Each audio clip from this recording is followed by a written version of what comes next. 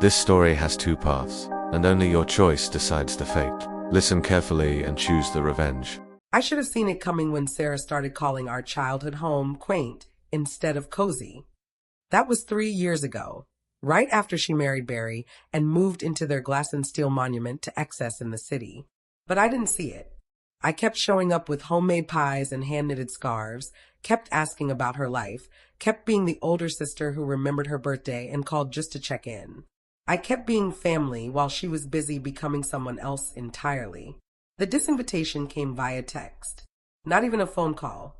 Just a message that appeared on my screen 2 weeks before Christmas while I was grading papers at my kitchen table. Hey, so change of plans for Christmas.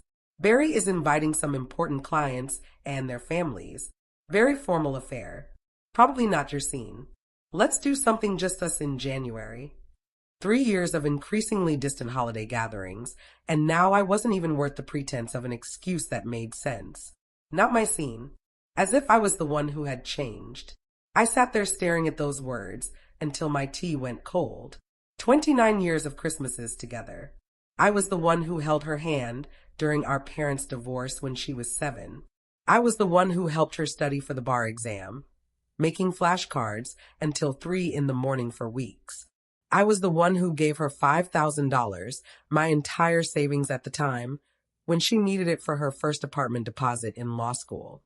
She paid me back eventually, but she never paid back the time, the care, the countless ways I had bent my life around hers.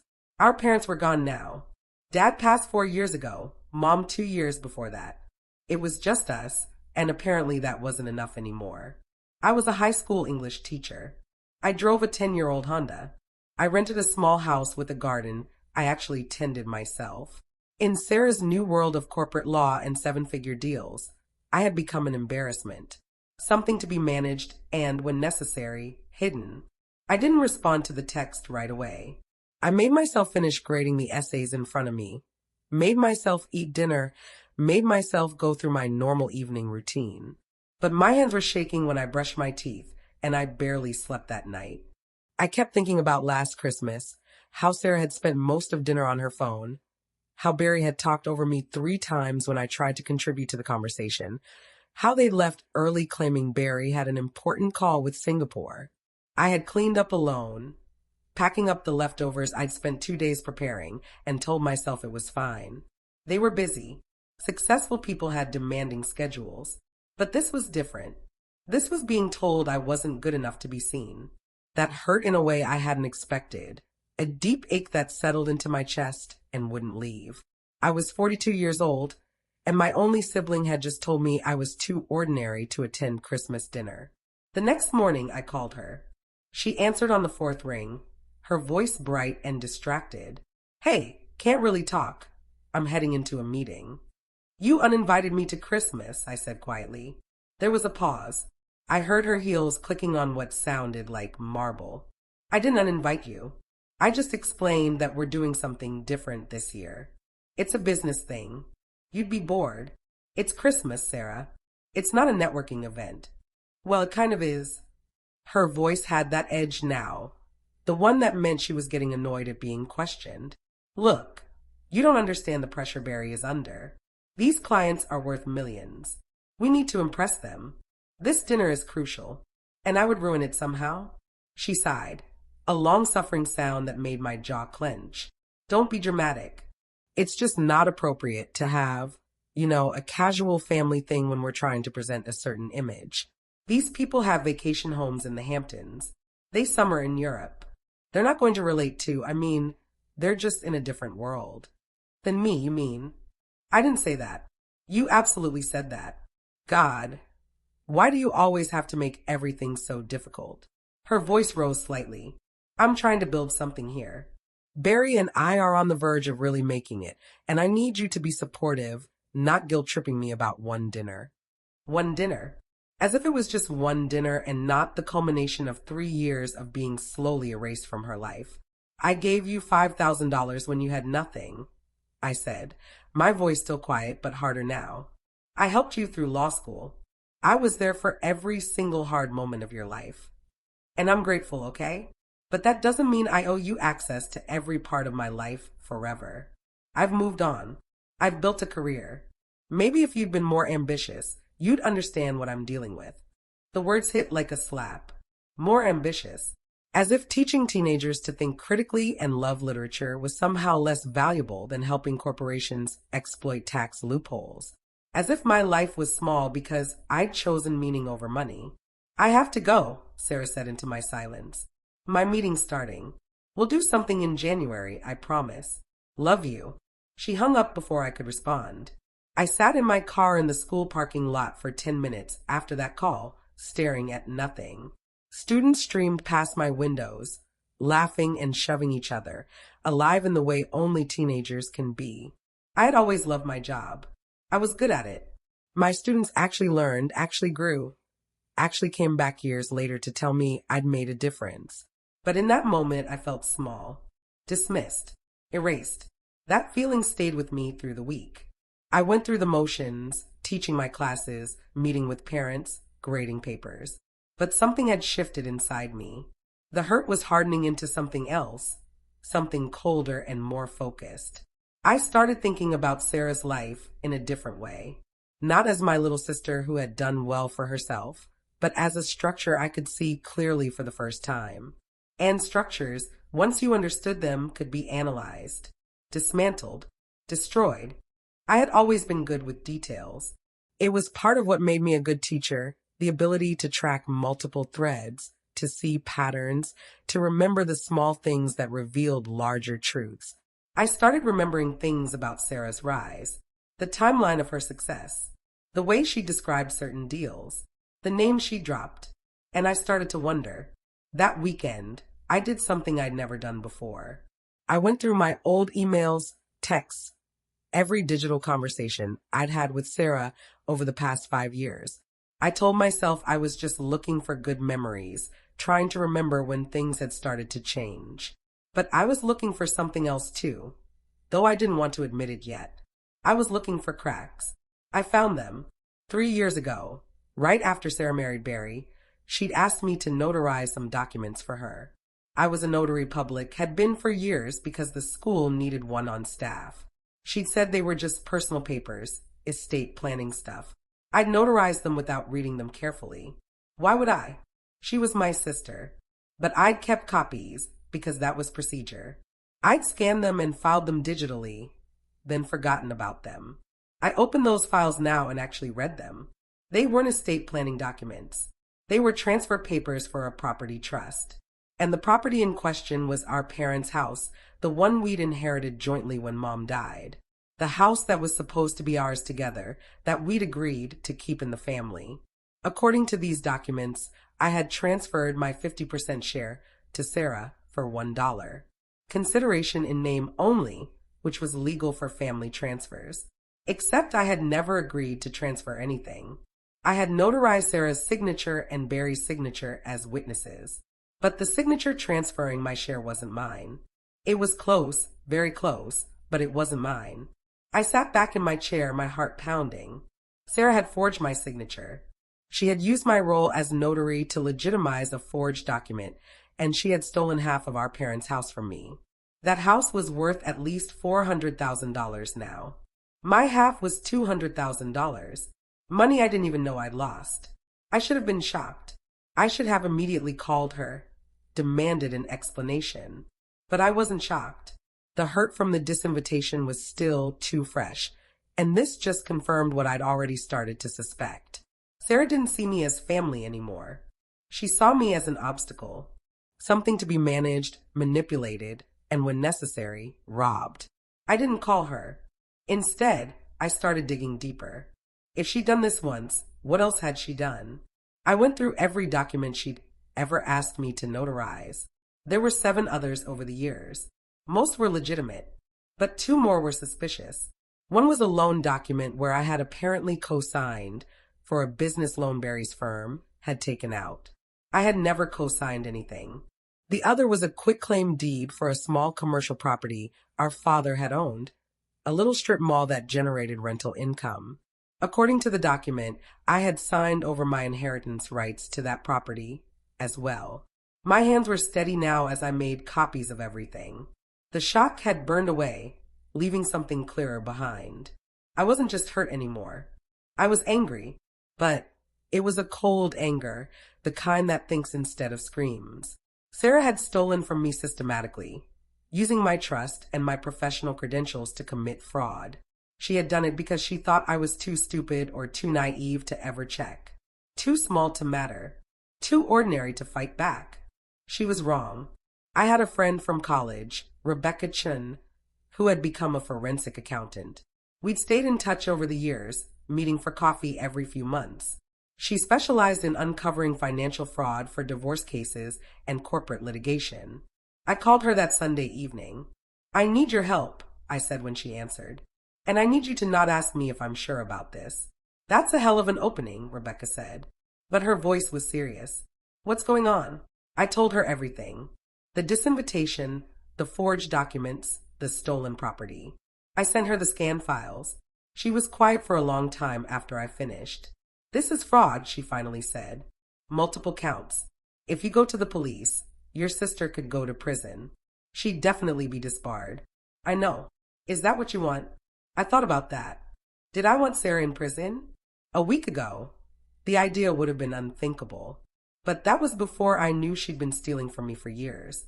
Before I knew she saw me as a mark instead of a sister. "I want her to understand what she's done," I said slowly. "I want everyone who matters to her to know what she is. I want her to lose everything she valued more than me." "Okay," Rebecca said. "Then we need to be smart about this. If you just confront her, she'll lawyer up, and this becomes a long legal battle that might not go your way. She's a corporate attorney. She has resources. But if we can document everything, build an airtight case, and present it at the right moment, we can make sure the truth comes out in a way she can't spin or hide from." "What do you need from me?" "Everything. Every document, every email, every text. I need access to the property records, the loan documents, everything we can get legally. And I need you to act normal. Don't let her know you suspect anything. Can you do that?" I thought about 3 years of swallowing my hurt, of smiling through dismissals and casual cruelties. "Yes," I said. "I can do that." We worked through December. Rebecca was thorough and brilliant. She pulled property records, loan documents, corporate filings. She found that the business loan I had supposedly co-signed for had defaulted, and there was a judgment against me for $75,000 that I'd never known about. My credit was ruined. She found that Sarah had sold our parents' house 8 months ago for $420,000 and kept all the money. She found that the strip mall property was generating $32,000 a year in rental income that Sarah had been pocketing. In total, Sarah had stolen or cost me approximately $340,000 over 3 years. More than that, she destroyed my credit and put me at risk for legal action I didn't even know existed. All while I made her pies and called to check in. Rebecca built a file that was devastating in its completeness. Forensic handwriting analysis of the forged signatures.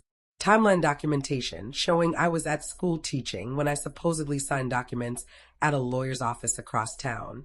Financial records showing Sarah's deposits that corresponded exactly to the stolen property sales. Email evidence where she discussed the properties with Barry, never once mentioning me as a co-owner. "This is airtight," Rebecca said when we met 2 days before Christmas. "She can't wiggle out of this. The question is what you want to do with it. We can go to the police. We can file a civil suit. Or," she paused, looking at me carefully, "or we can use it differently. You said you wanted her to lose everything that mattered to her. What matters to her?" "Her reputation," I said immediately. "Her image. Being seen as successful and elite and better than everyone else." "Then we need an audience," Rebecca said. "We need to make this public in a way that destroys her credibility with the people she cares about impressing." An idea was forming. A terrible, perfect idea. "She's having a Christmas dinner," I said slowly. "Tomorrow night. Very formal. Very important. Her elite friends and Barry's crucial clients." Rebecca smiled. It wasn't a nice smile. "Tell me more." I knew Sarah's schedule. I still followed her on social media, though she rarely posted anything personal anymore.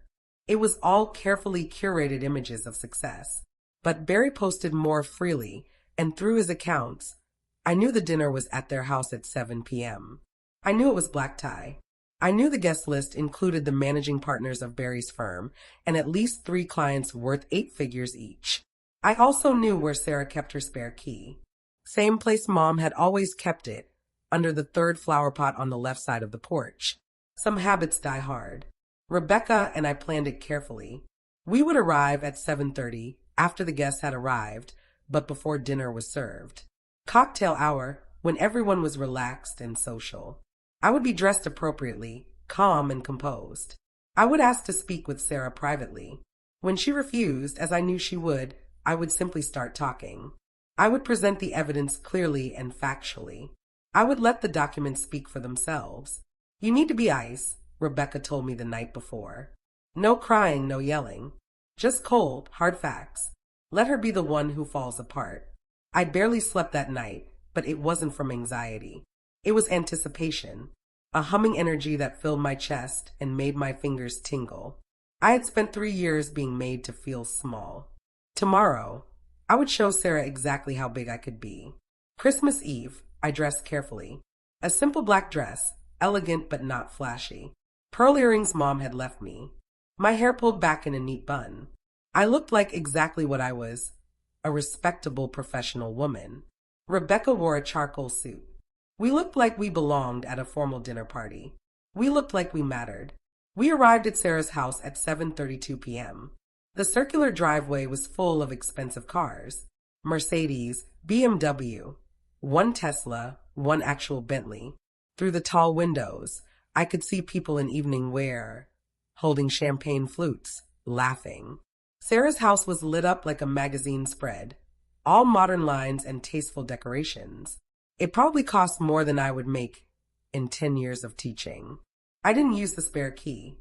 I rang the doorbell like a guest, like someone who had every right to be there. A catering staff member answered, young and professional in black and white. Good evening. Do you have an invitation? I'm Sarah's sister, I said calmly. She's expecting me. A lie, but delivered with such confidence that the young man simply nodded and stepped aside. Rebecca and I walked into the foyer.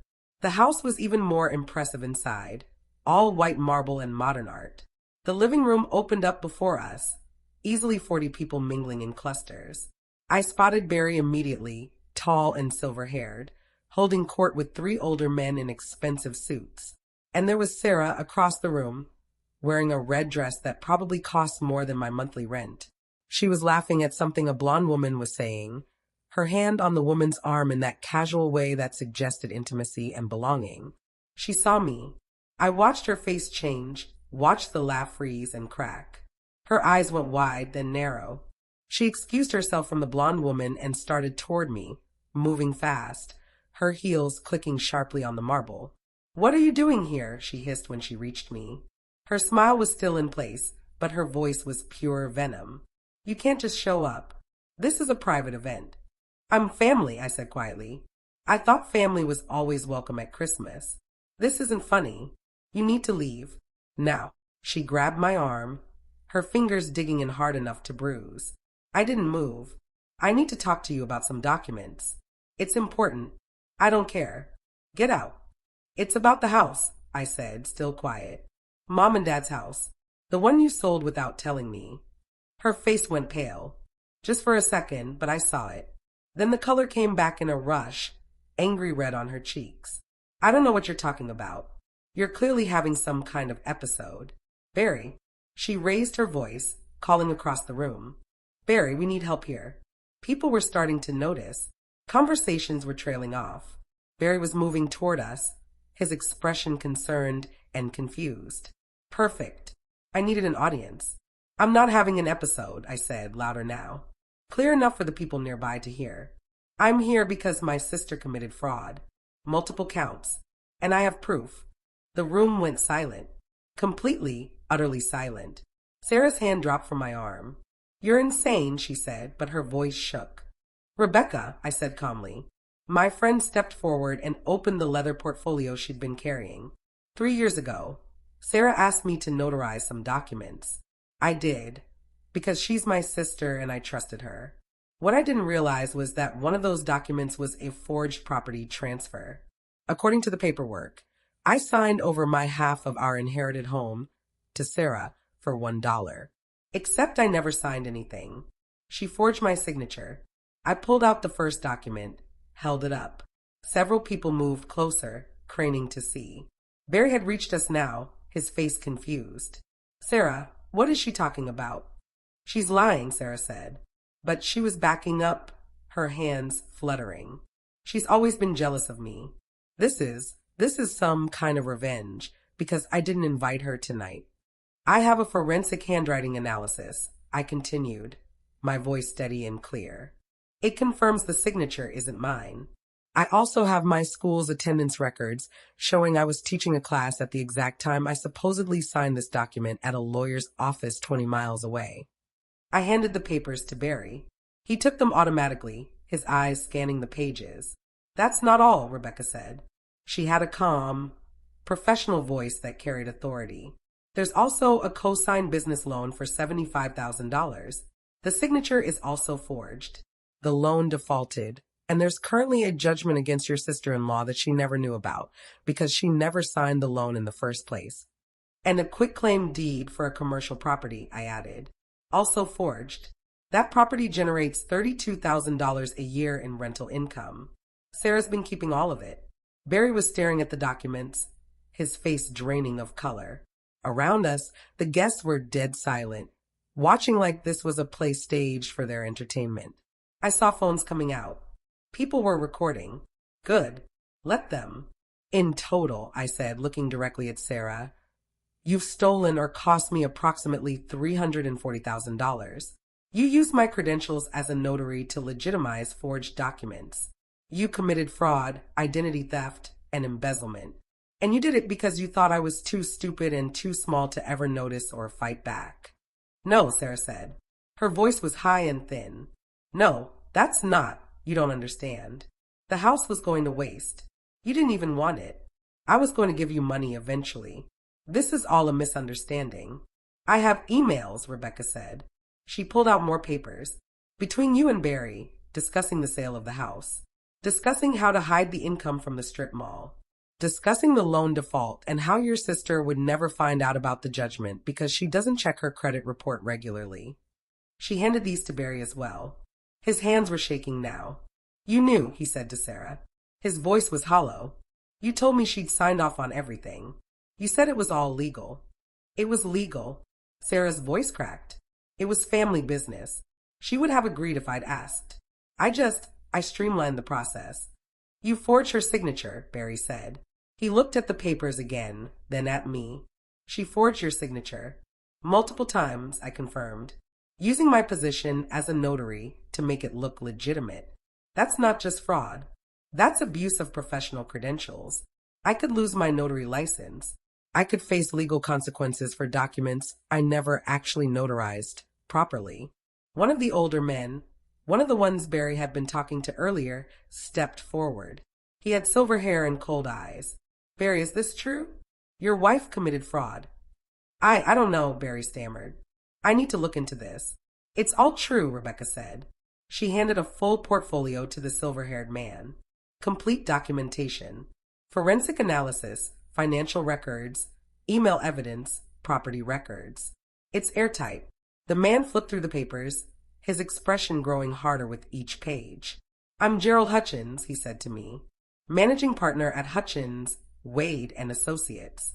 Barry works for my firm. He looked at Barry. This is a disaster. If this gets out, and it will get out, the firm's reputation will be destroyed. We represent financial institutions. We can't have a partner whose wife is a documented fraudster. It's not what it looks like, Sarah said desperately.